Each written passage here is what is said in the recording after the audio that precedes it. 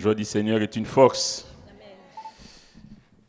Vous savez, quand on chante comme ça, Seigneur, ton sang efface toute condamnation, l'ennemi peut venir susurrer à ton oreille, ben oui, mais t'es sûr toi? Alors dis-lui, je suis sûr et certain que le Seigneur a payé pour moi, que son nom soit béni. Alors sans plus tarder, nous allons nous lever pour la lecture de la parole. Nous allons prendre dans l'évangile selon Jean. Évangile selon Jean au chapitre 16.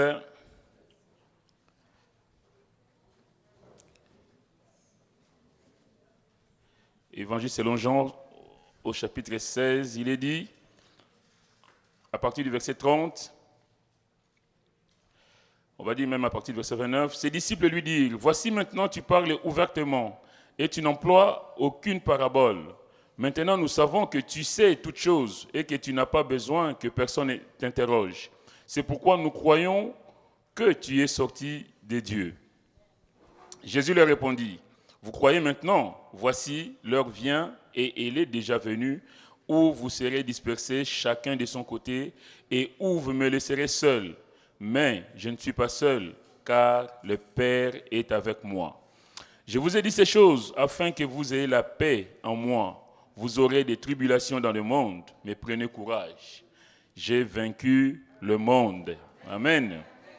Après avoir ainsi parlé, chapitre 17, Jésus leva les yeux au ciel et dit, « Père, l'heure est venue, glorifie ton Fils, afin que ton Fils te glorifie, selon que tu lui as donné pouvoir sur toute chair, afin qu'il accorde la vie éternelle à tous ceux que tu lui as donnés. Or, la vie éternelle, c'est qu'ils te connaissent, toi, le seul vrai Dieu, et celui que tu as envoyé, Jésus-Christ. Je t'ai glorifié sur la terre, j'ai achevé l'œuvre que tu m'as donnée à faire, et maintenant, toi, Père, glorifie-moi auprès de toi-même de la gloire que j'avais auprès de toi avant que le monde fût. Amen. Nous allons demander la grâce de Dieu. Seigneur, béni soit ton nom. Seigneur, et merci pour ce moment. Seigneur, merci pour ta parole. Ta parole est richement bénie, Seigneur, combien nous voulons saisir ta pensée cet après-midi. Donne-nous, Seigneur, d'être à l'écoute. Donne-nous, Seigneur, d'être, Seigneur, ces servantes, ces serviteurs, Seigneur, qui prennent, Seigneur, pour la gloire de ton nom. Bénis l'Église, Seigneur. Passe dans le rang, visite ton peuple cet après-midi. Toi qui connais les besoins, les attentes, Seigneur, s'il te plaît, fais ton œuvre, Seigneur, et glorifie ton nom. Nous te disons merci par avance parce que nous savons en qui nous croyons. Nous savons que tu as tout pouvoir, Seigneur, pour agir au milieu de ton peuple. Sois béni à jamais et merci, Père, au nom de Jésus. Amen. Vous savez, bien-aimés, on ne peut pas ne pas dire un mot sur ce qui se passe autour de nous, ce qui se passe en France et dans le monde. Vous savez, il se passe des choses terribles. Je reviens sur ce que je disais il y a quelques jours encore, mais je pense que tout un chacun d'entre nous, nous savons que le monde bouge. Le monde bouge et combien nous avons besoin, nous qui connaissons le Seigneur, d'être prêts, mais chaque jour prêts. Et nous connaissons des moments difficiles, nous passons par des moments difficiles, nous nous posons des questions sur ce qui se passe. Moi, j'étais bouleversé personnellement, mais je pense que beaucoup d'entre nous aussi, sur l'assassinat de ce prêtre survenu dans une église. La Bible dit, le Seigneur dira dans ce chapitre de Jean, au chapitre 16 de l'évangile de Jean, « L'heure vient où quiconque vous fera mourir croira rendre un culte à Dieu. » Vous savez, on n'est pas dans une logique de dénomination, pentecôtiste, baptiste ou catholique ou protestant, que sais-je encore. Mais quand on voit l'abomination, quand on voit les choses terribles se réaliser de la sorte sous nos yeux, bien-aimés, on voit que l'être humain devient, je vais dire, quasiment un animal. Il n'y a plus de limite. Et combien nous devons nous préparer? Combien nous devons être prêts? Mais nous savons que nous avons aussi un grand Dieu qui veille sur nous. Alléluia. Un grand Dieu qui veille sur nous. Et c'est choquant, on va dire. C'est choquant. Mais ça se passe en France, ça se passe en Allemagne, ça se passe en Afrique, ça se passe partout. Mais Soyons prêts. En tout cas, nous, le Seigneur nous laisse un message important. Je vous ai dit ces choses afin que vous ayez la paix en moi. Cet après-midi, la question c'est que est-ce que nous avons la paix du Seigneur? C'est vrai que le monde bouge. C'est vrai qu'il se passe des choses terribles. C'est vrai que quand ça arrive, on va dire à côté de Rouen, c'est Rouen, c'est à 200 km. Laissez-moi vous dire que vous savez, c'est quand le malheur te frappe que tu réalises que ça n'arrive pas qu'aux autres. Quand on perd quelqu'un d'un proche de la famille, quelqu'un à qui on était attaché, c'est là qu'on réalise que, ah oui, le frère qui pleurait son père ou sa mère, il ne faisait pas semblant. Donc nous devons être prêts. Mais nous devons être prêts en ayant la paix du Seigneur en nous. Alléluia. Nous devons être prêts en sachant que le Seigneur nous a dit, vous aurez des tribulations dans le monde, mais prenez courage. J'ai vaincu le monde. La question cet après-midi, mes frères, mes sœurs, c'est de savoir, le Seigneur dit, lui, il a vaincu le monde. Est-ce que nous avons vaincu avec lui? Parce que si le Seigneur a vaincu le monde, nous aussi, nous sommes victorieux en Christ. Alléluia.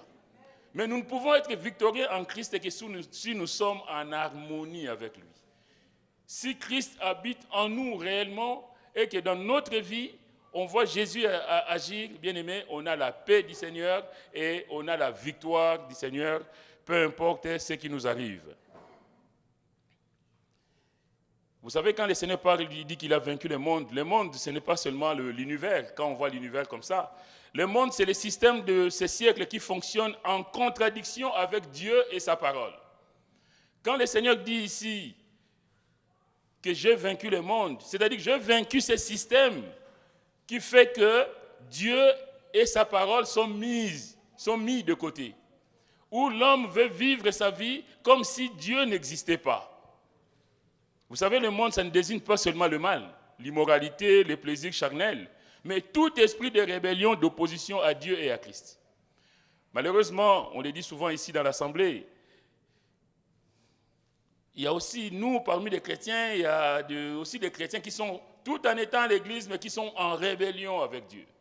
Parce qu'on ne veut pas se conformer à la parole de Dieu. Si on ne veut pas se conformer à la parole de Dieu, bien aimé, on est en opposition avec Dieu. Si on ne veut pas faire la volonté de Dieu dans notre vie, bien aimé, on est en désaccord avec le Seigneur, on ne marche pas en communion avec Dieu. On n'est pas en harmonie avec Dieu. Et l'Église, les chrétiens que je suis, que vous êtes, bien aimés, nous devons prendre conscience de cette réalité. Est-ce que ma vie est en accord avec le Seigneur? Est-ce que je marche en conformité avec lui? Vous savez, le monde et l'Église sont deux entités séparées. C'est deux groupes séparés. Le premier, c'est-à-dire le monde, est dominé par le diable. Le diable est le prince de l'air, le prince de ce monde qui dirige tout un chacun. Mais Dieu soit loué parce que nous ne sommes pas dirigés par lui. Nous sommes dirigés par l'Esprit du Seigneur. Alléluia. Le monde est dirigé par l'ennemi, par Satan, mais l'autre groupe est l'œuvre de Jésus-Christ.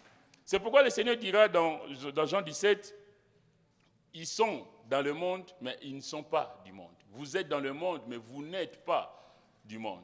Le monde, c'est ce système malsain, toujours en contradiction avec Dieu et l'Église. Ce sont vous et moi que Dieu a appelés à part. Vous savez, l'Église, c'est ex-kaleo, ecclésia, appelé hors d'eux. Il y a le monde régi par le système démoniaque avec tout ce qui se passe, mais il y a l'Église qui est cette entité formée par des hommes, des femmes, des enfants que Dieu a mis à part pour lui. Église, ecclésia, mise à part pour Dieu, appelée hors de ce monde. Et le vrai chrétien doit connaître son identité. Est-ce que je suis dans le monde? Est-ce que je suis condamné avec le monde?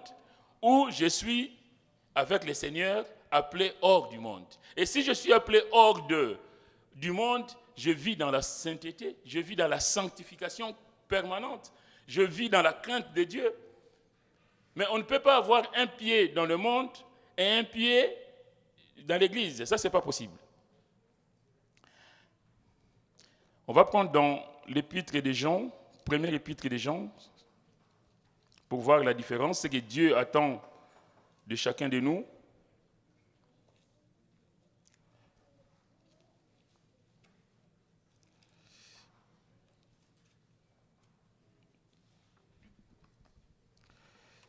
Le pasteur y a fait allusion ce matin. La Bible dit dans 1 Jean chapitre 2, verset 15, « N'aimez point le monde, ni les choses qui sont dans le monde. » N'aimez point le monde, ni les choses qui sont dans le monde. Ça rejoint ce que je vous dis tout à l'heure. Le monde, ce n'est pas l'univers, ce n'est pas ce que nous voyons et tout. Le monde, c'est ce système malsain qui influence les hommes sur cette terre. N'aimez point le monde, ni les choses qui sont dans le monde. Et l'homme de Dieu va continuer. Si quelqu'un aime le monde, l'amour du Père n'est point en lui. Il y a un choix à faire, mes frères et mes sœurs. Ou on est dans le monde, ou on est avec lui, ou on marche avec lui. Si tu aimes le monde, alors que la Bible dit n'aimez point le monde, ni les choses qui sont dans le monde, parce que l'amour du monde est contraire à l'amour du Père. Car tout ce qui est dans le monde, la convoitise de la chair, la convoitise des yeux et l'orgueil de la vie ne vient point du Père, mais vient du monde. Et le monde passe et sa convoitise aussi, mais celui qui fait la volonté de Dieu demeure éternellement. Nous sommes en marche vers le ciel. Alors, pour demeurer éternellement avec le Seigneur, pour être avec lui éternellement, nous devons sortir du monde. Nous ne devons pas seulement être appelés chrétiens identiques à Christ ou petit Christ, comme vous voulez. Nous ne devons pas simplement être appelés Église, appelés hors du monde, mais nous devons sortir réellement du monde. Est-ce que telle est ta vie, telle est ma vie? Aimer le monde, c'est être en accord avec les valeurs du monde. Est-ce que tu es en accord avec les valeurs du monde ou tu es en désaccord avec les valeurs du monde? Aimer le monde, c'est être en accord avec les centres d'intérêt de ce monde. Quels sont tes centres d'intérêt, mon frère, ma sœur? Aimer le monde, c'est être en accord avec les plaisirs de ce monde. Est-ce que nous sommes en accord avec le plaisir de ce monde ou avec ce que Dieu attend de nous? Aimer le monde, c'est aimer ce qui offense Dieu. C'est terrible. Ce n'est pas moi qui le dis, c'est la Bible. Quand quelqu'un aime le monde, l'amour du Père n'est point en lui. Il y a forcément opposition. On ne peut pas aimer le monde et dire qu'on appartient à Dieu. Moi, la Bible me dit que celui qui aime le monde n'est pas. L'amour du Père n'est point à lui, n'est point en lui. Quand on aime le monde, on aime ce qui forcément offense Dieu, c'est-à-dire la convoitise de la chair. Là, on fait allusion donc à l'impureté, au plaisir de la chair. On va prendre dans Romains chapitre 8, si vous voulez bien.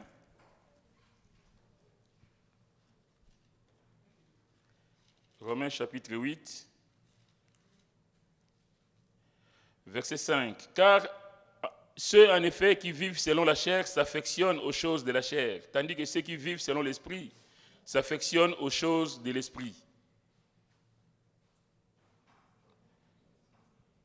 Et l'affection de la chair, c'est la mort, tandis que l'affection de l'esprit, c'est la vie et la paix.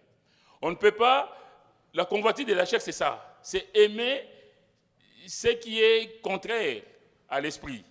L'affection de la chair, c'est la mort, tandis que l'affection de l'esprit, c'est la vie et la paix. Car l'affection de la chair est inimitié contre Dieu.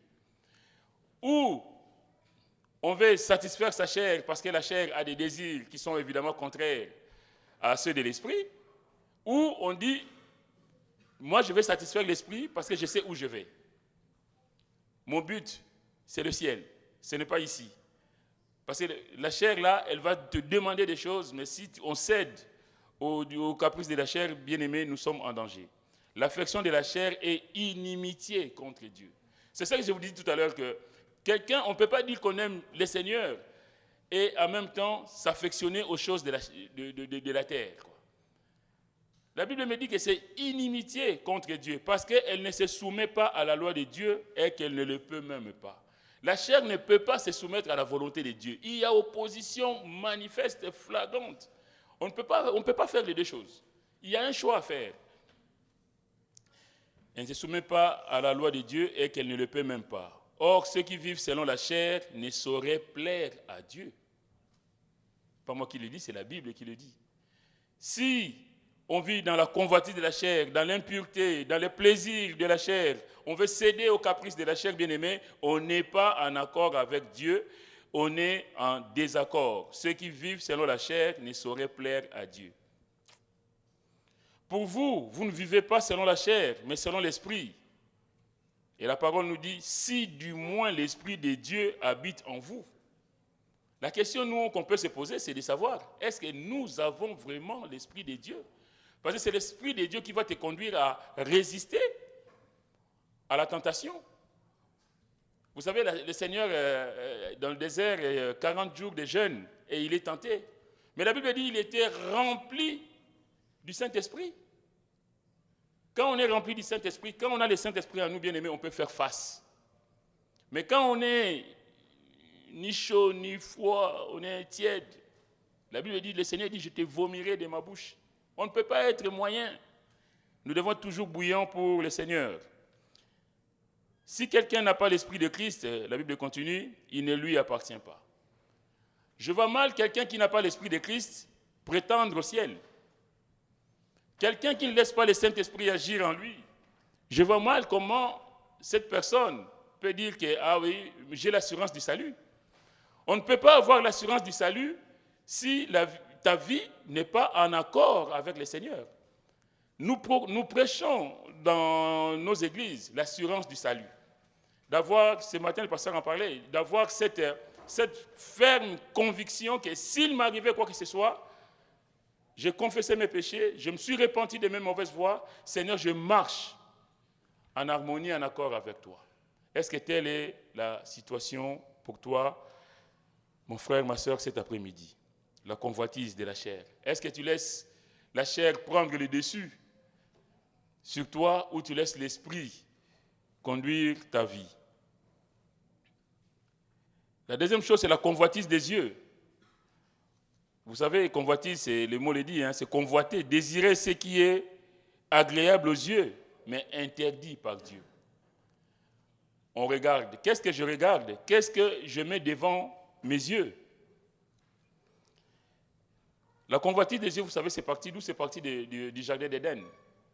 La Bible dit que la femme vit que l'arbre était bon à manger et agréable à la vue. Le diable qui va venir tenter, enfin l'ennemi, Satan qui vient tenter, le serpent qui vient tenter Ève, va semer le doute. Dieu a-t-il réellement dit? Mais la Bible dit aussi que la femme vit, le regard. Bien-aimé, qu'est-ce que nous regardons? Qu'est-ce que nous mettons devant nos yeux? Si je passe, je l'ai dit plusieurs fois dans les messages, mais bon, je le répète, mes nuits sur Internet pour regarder des choses qui ne sont pas en accord avec le Seigneur, mais non, il faut changer de direction, quoi. C'est pas possible. Certains films, lire, qu'est-ce que je lis? Une certaine littérature, il y en a qui passent leur temps des littératures qui n'édifient pas, en tout cas, l'esprit, qui n'édifient pas les chrétiens que nous sommes. Et même, je vais dire pour nos bien-aimées sœurs, comment est-ce que je m'habille? Parce que si on s'habille d'une façon pour attirer le regard des autres, et même les frères, un enfant de Dieu s'habille de façon décente. Quelquefois, si on nous fait des remarques, ah non, c'est la mode. Oui, il y a la mode, il y a Dieu aussi. Il y a mode, mais il y a une façon de m'accoutrer qui doit plaire à Dieu. Une fois, j'ai travaillé du côté de la Concorde, et c'était l'été. Et il y avait une dame qui passait, je ne sais pas si c'est une mini-jupe. Elle passait, et tous les ouvriers qui étaient là se retournaient. Ah, madame, et puis elle était là en train d'ajuster. Mais pourquoi tu l'as mise? C'est ça le problème. Bon, là, on est dans le monde. Mais quelquefois, dans les églises, on voit aussi. Je ne viens pas devant les seigneurs, ou même dans ma vie où personne ne me voit. Je ne suis pas en train de tenter le diable, comme qui dirait. Et puis, il y a quelqu'un qui lui dit, oui, mais Enfin, il y a un ouvrier qui lui dit, alors je viens avec vous. Elle regarde méchamment. Ben, pourquoi vous me regardez méchamment? Pourquoi vous êtes vêtu comme ça? Mais vous cherchez quelqu'un, quoi. C'est normal. Donc, pour dire que, je vais dire que ça, c'est dans le monde. Là, on voit le monde. On va s'habiller comme ça, d'une certaine façon, pour attirer le regard, pour être sexy. Mais pas dans la maison du Seigneur, pas l'enfant de Dieu que nous sommes, bien-aimés. C'est ça la convoitise des yeux aussi. Ce n'est pas seulement ce que les autres, ce que je vais voir, mais ce que je veux que les autres voient aussi vers moi. Il y a une collègue à moi qui avait des bijoux au niveau de talons et tout. Et puis, elle me pose, il n'y a pas longtemps, elle me pose la question. Jean, mon compère a dit que si une femme met ça, c'est qu'elle cherche un homme. J'ai dit, ben, moi, je ne sais pas, moi. Mais en tout cas, il y a un message derrière, moi, je ne sais pas. Il y a une façon de s'habiller. Maintenant, elle, c'est son copain qui lui dit que ta façon là, c'est... Et nous, en tant qu'enfants de Dieu, comment est-ce que nous nous habillons? Comment est-ce que nous glorifions le Seigneur? Je glorifie le Seigneur, le frère disait tout à l'heure, change mon cœur, Seigneur, dans ma parole, dans ma façon de parler, dans ma façon de me vêtir aussi. Souvent, on pense toujours dans d'autres petits péchés, enfin petits péchés. Mais dans la façon que... Comment est-ce que je m'habille, c'est aussi une façon de Seigneur. Si je m'habille mal, aide-moi. Faire attention à la façon de s'habiller, surtout, évidemment, je disais, les sœurs. Il y a aussi l'orgueil de la vie. L'orgueil de la vie. L'orgueil de la vie, vous savez, c'est l'esprit de liberté que l'on s'octroie en dehors de Christ. On se croit tout permis. Nous, enfants de Dieu, nous avons la parole de Dieu qui est comme notre code de la route. Ta parole, cette lumière à mes pieds. Cette lumière qui éclaire mon sentier. Chaque jour de ma vie, Seigneur, qu'est-ce que me dit ta parole? Mais beaucoup vivent dans l'orgueil. L'orgueil, c'est de croire qu'on peut tout seul. Dieu ne peut rien. Dieu, il est en dehors et moi, je fais ma vie comme je veux bien la mener. Esprit de liberté que l'on s'octroie en dehors de Christ. Esprit d'indépendance vis-à-vis de Dieu et de sa parole. Cet esprit, évidemment, qui ne se soumet pas à l'autorité de Dieu. Rien ne me contrôle, je fais ce que je veux. L'orgueil de la vie. Je gagne tellement bien ma vie que je n'ai besoin de rien. Je suis tellement belle que moi, aucun homme ne me résiste. Je peux les changer comme je veux. Ou je suis tellement beau que quelle femme va me résister? On se croit tout permis. On sait l'orgueil. Que Dieu nous aide. Que Dieu nous aide, mes frères, mes sœurs. La Bible dit, Dieu résiste aux orgueilleux, mais il fait grâce aux humbles. Parce que dans ton orgueil, dans ta suffisance, parce que tu te crois tout permis, tu penses que tu es au-dessus de tout. Mais les jours où tu vas tomber là, tu vas réaliser que Dieu existe. Et que c'est lui qui mérite toute la gloire. Alléluia. Vous savez, quand Ève, parlant de l'orgueil, de la convoitise des yeux, la Bible dit que la femme vit que l'arbre était bon à manger et agréable à la vue. La Bible dit aussi qu'il est précieux pour ouvrir l'intelligence. Précieux. Je serai comme Dieu. Dieu n'aura plus de pouvoir sur moi parce que je serai comme lui. Quelle folie. Parce que je conduirai ma vie tout seul. Quelle folie. Dieu résiste aux orgueilleux, mais il fait grâce aux humbles. Que Dieu nous aide, bien-aimés, à être ces hommes, ces femmes, humbles devant lui. Vous savez, Satan compte sur les attraits du monde pour piéger les chrétiens et détruire l'œuvre de Dieu. Si on ne veille pas, l'ennemi est toujours là, en train de chercher nos faiblesses pour détruire l'œuvre de Dieu et se glorifier. La Bible dit, le monde passe et sa convoitise aussi, mais celui qui fait la volonté de Dieu demeure éternellement.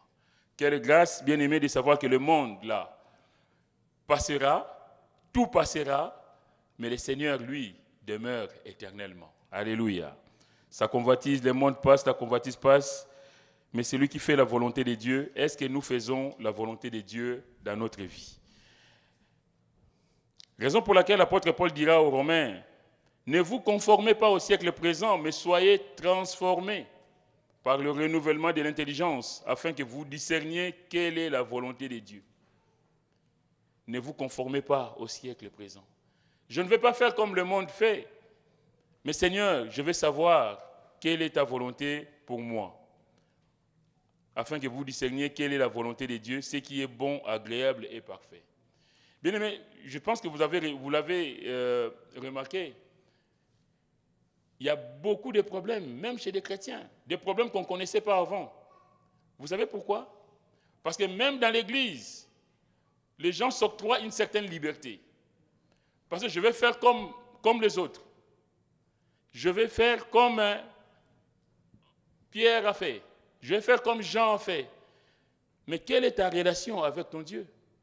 On ne va pas calquer sa vie sur l'autre. Je répète, le salut est individuel. Même si certains pensent qu'on est sauvé en famille. Moi, je vous le dis, on n'est pas sauvé en famille. On est sauvé seul. La famille Makassi n'est pas sauvée si chacun des membres de cette famille ne se répand pas. Chacun de nous doit se repentir pour lui, pour seul. J'ai entendu, oui. Vous savez, quand la Bible dit « Crois, tu seras sauvé, toi et ta famille », mais il n'est pas en train de dire que « Crois, tu seras sauvé, même les pécheurs de ta famille ». Hein. Ce n'est pas ça. Hein. « Crois, tu seras sauvé, toi et ta famille ». Enfin, tel que je la comprends, cette phrase, enfin, ce verset,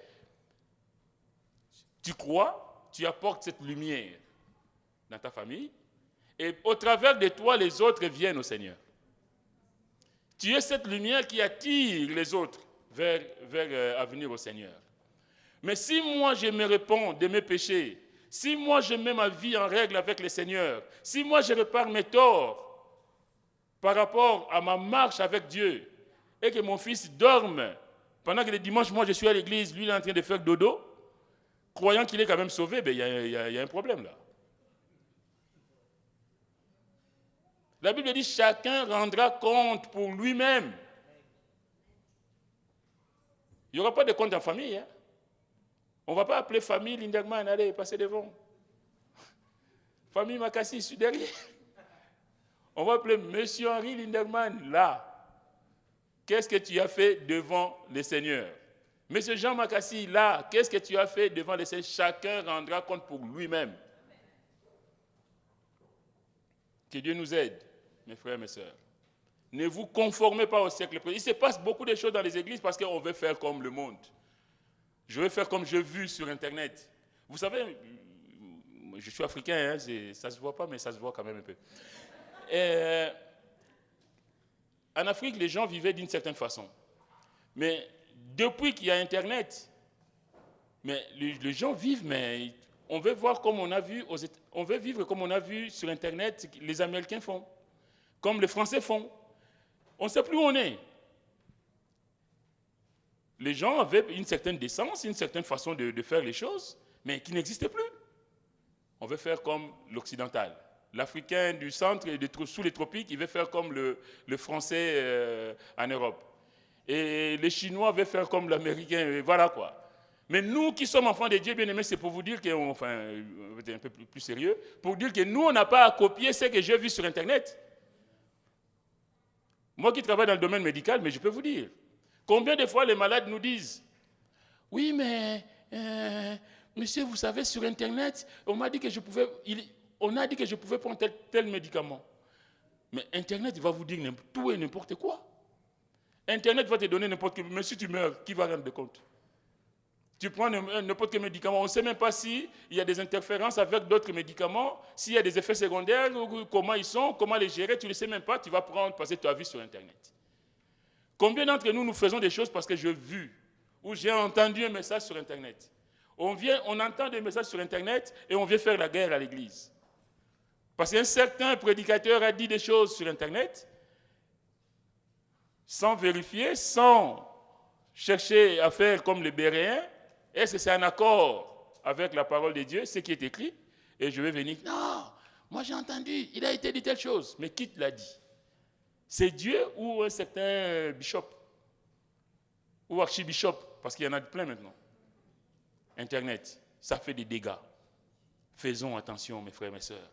Ne vous conformez pas au siècle présent. Mais soyez transformés par le renouvellement de l'intelligence afin que vous discerniez quelle est la volonté de Dieu. Ce qui est bon, agréable et parfait pour toi. Afin que ma vie soit en accord avec le Seigneur. Afin que tu sois en accord avec le Seigneur. Je veux plaire à Dieu, pas au monde. Une fois, quelqu'un me racontait, c'est une femme, une femme chrétienne. Elle s'est mal comportée vis-à-vis de son mari. Et elle est allée voir son pasteur qui lui a dit, va voir ton mari, demande pardon. Cette femme va voir, en tant que pasteur, si tu viens confesser vers moi, pasteur, regarde ce qui s'est passé dans ma vie, qu'est-ce que je vais te dire? C'est pas grave. Je lui ai dit non, les torts, ça se répare. Va voir ton mari, demande pardon. Sauf que cette dame était dépendante à 100%. Ça se passe en Afrique. Cette dame était dépendante à 100% de cet homme. Et cet homme avait une belle vie, donc sa femme aussi, forcément. Mais maintenant, la femme vient voir le mari et lui dit, voilà, j'ai péché, machin et tout ça. Ok. L'homme se met en colère, chasse la femme. Et cette personne me disait, tout péché n'est pas bon à avouer. Parce que ça peut avoir des conséquences terribles. Je lui dis, on ne voit pas les choses de la même façon. Pourquoi elle dit ça? Parce que cette femme est morte, malheureuse. Elle était dans l'abondance. Mais parce qu'elle s'est repentie, parce qu'elle a confessé son péché, son mari l'a répudiée. D'accord, mais Dieu ne l'a pas répudiée.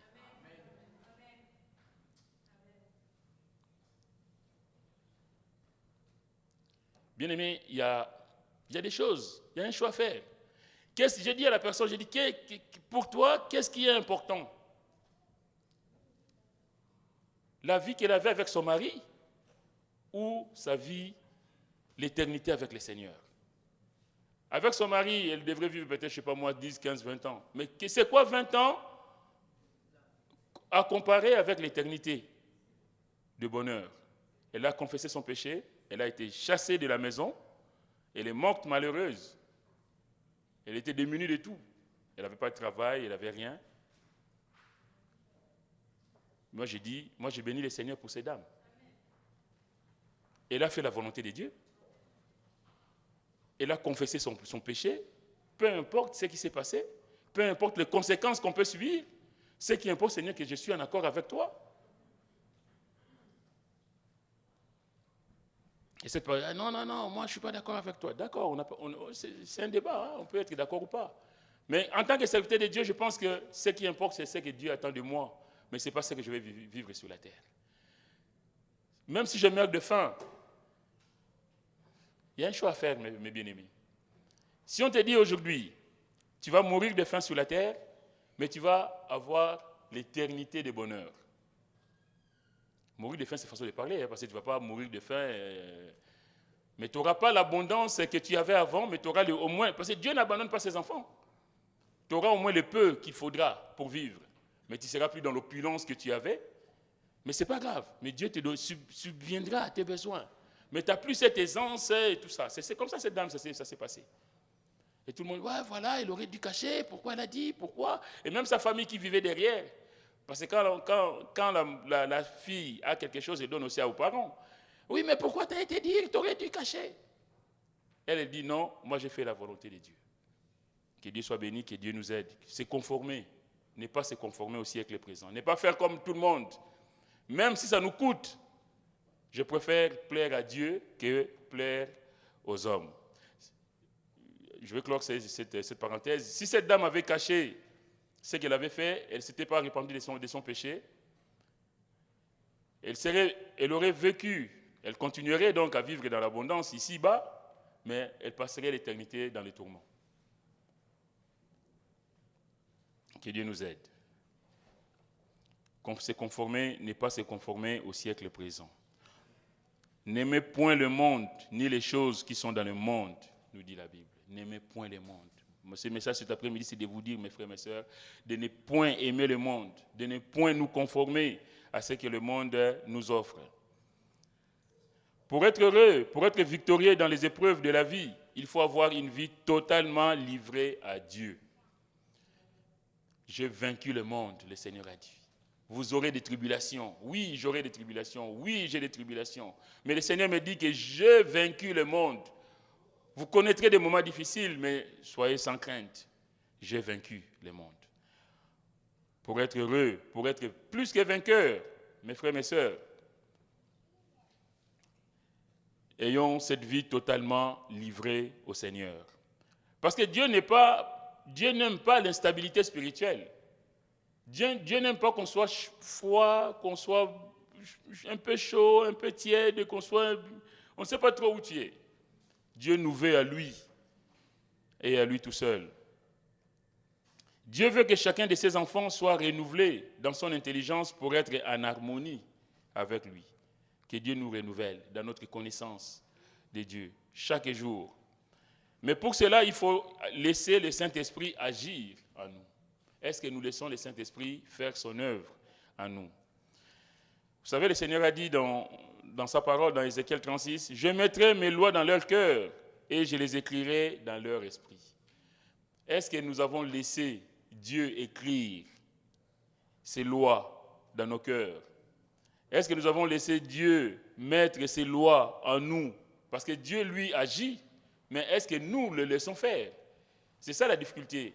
Dieu veut faire des choses avec nous. Dieu veut faire des choses en nous. Mais Dieu ne force personne à l'accepter. Dieu se propose. Maintenant, c'est à nous de dire, oui Seigneur, je t'ouvre mon cœur, Seigneur.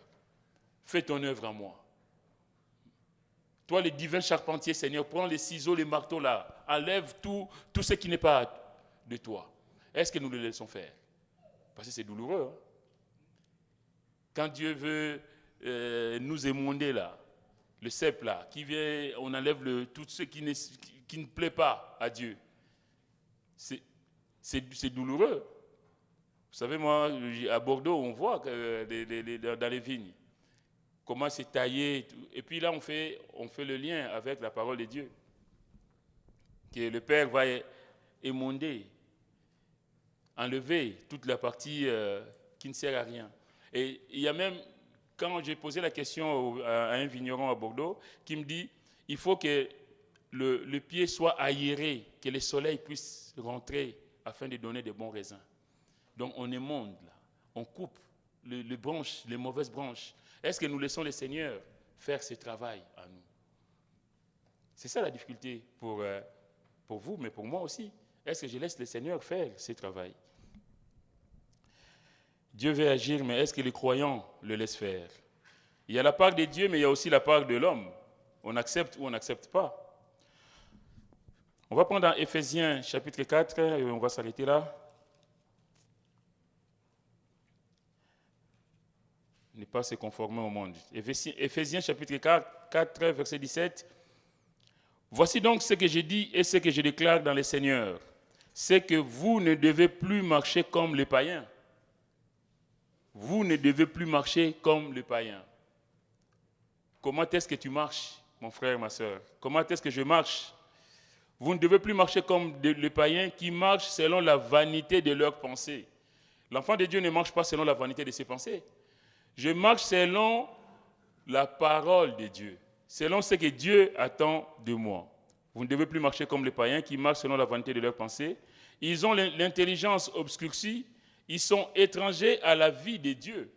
Ça rejoint ce que je vous dis tout à l'heure, qu'on ne peut pas être avec Dieu et en même temps être dans le monde. Les païens sont en dehors et dans le monde, mais nous sommes l'Église du Seigneur. Nous sommes des hommes, des femmes appelés pour le Seigneur. Nous sommes les hommes des femmes et des femmes appelés hors du monde pour servir le Seigneur. Eux, ils ont l'intelligence obscurcie, ils sont étrangers à la vie de Dieu à cause de l'ignorance qui est en eux, à cause de l'endurcissement de leur cœur. Ayant perdu tout sentiment, ils se sont livrés à la dissolution pour commettre toute espèce d'impureté jointe à la cupidité. Ça, c'est le monde. Si on se conforme au monde, donc on est comme ça.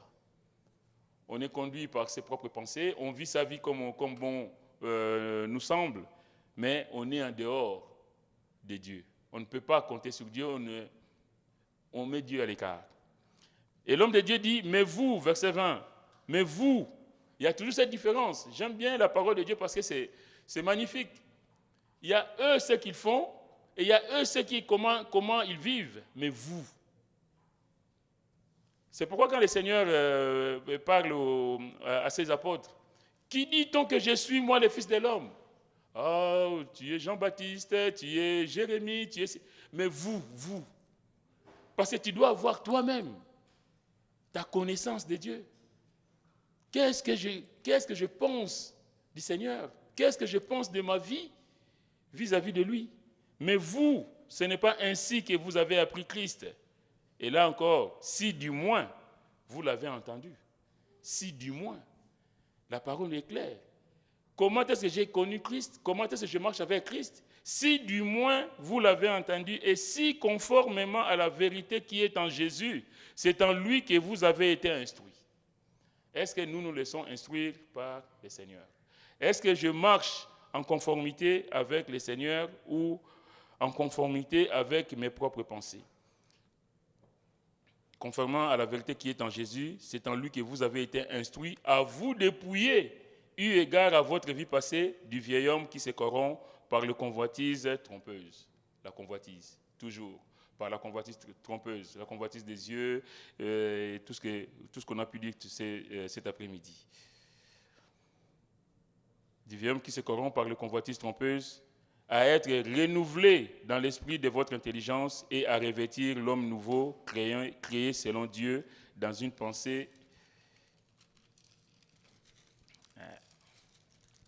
et une sainteté que produit la vérité. C'est pourquoi renoncez au mensonge. Ah, il y en a qui pensent que mentir, ce n'est pas grave. Personne ne l'a vu, voilà, j'ai menti. C'est pourquoi renoncez au mensonge et que chacun de vous parle selon la vérité à son prochain, car nous sommes membres les uns des autres. Si vous vous mettez en colère, il y en a qui pensent que c'est mettre en colère, ce n'est pas grave. Mais la Bible dit, si vous vous mettez en colère, ne péchez point, que le soleil ne se couche pas sur votre colère. Combien d'entre nous, je suis fâché avec ma femme, ça fait 2 ans, 3 ans, on se dit bonjour. Ou je suis fâché avec mon mari, c'est pas grave. Mais la Bible dit, si vous vous mettez en colère, ne péchez point, que le soleil ne se couche pas sur votre colère. C'est-à-dire qu'un enfant de Dieu, quels que soient les problèmes, on essaie de régler. Que le soleil ne se couche pas sur ma colère. Il peut m'arriver de me mettre en colère, mais tout de suite, je cherche à réparer. Tout de suite, je cherche à approcher la personne qui m'a offensé ou que j'ai offensé pour régler ce différend. Ne péchez point. Si vous mettez en colère, ne péchez point. Que le soleil ne se couche pas sur votre colère et ne donnez pas accès au diable. Il attaque ça, qu'on lui donne accès. Que celui qui dérobait ne dérobe plus, mais plutôt qu'il travaille en faisant de ses mains ce qui est bien pour avoir de quoi donner à celui qui est dans le besoin. Qu'il ne sorte de votre bouche aucune parole mauvaise, mais s'il y a lieu, quelques bonnes paroles qui servent à l'édification et communiquent une grâce à ceux qui l'entendent. Change mon cœur, Seigneur. Renonçons au mensonge. Si j'ai dérobé, je ne dérobe plus. Si j'étais colérique, que la douceur du Christ soit mon partage. Et de ma bouche, qu'il ne sorte plus de propos injurieux, méchants, pour calomnier, mais des propos bénissants. Amen. La Bible dit, n'attristez pas le Saint-Esprit de Dieu par lequel vous avez été scellés pour les jours de la rédemption. Que toute amertume, toute animosité, toute colère, toute clameur, toute calomnie et toute espèce de méchanceté disparaissent du milieu de vous. Soyez bons les uns envers les autres, compatissants, vous pardonnant réciproquement comme Dieu vous a pardonné en Christ. Est-ce que nous nous pardonnons réciproquement? Est-ce que nous pardonnons aussi les autres?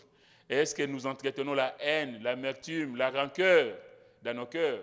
Où nous disons, Seigneur, ce n'est pas grave, je pardonne et je continue parce que je ne veux pas passer à côté de ta bénédiction, je ne veux pas passer à côté de la vie éternelle. Je pardonne à mon frère, je pardonne à ma soeur et Seigneur, je veux que tu sois béni et glorifié dans ma vie. En toi que Dieu nous aide, bien-aimés, à aller de l'avant. Rachetons le temps est court. On ne sait pas, on voit les choses, le monde bouger autour de nous et on est à l'abri de rien du tout. Mais soyons prêts pour le Seigneur. Que Dieu vous aide, que Dieu vous bénisse. Amen. Pasteur.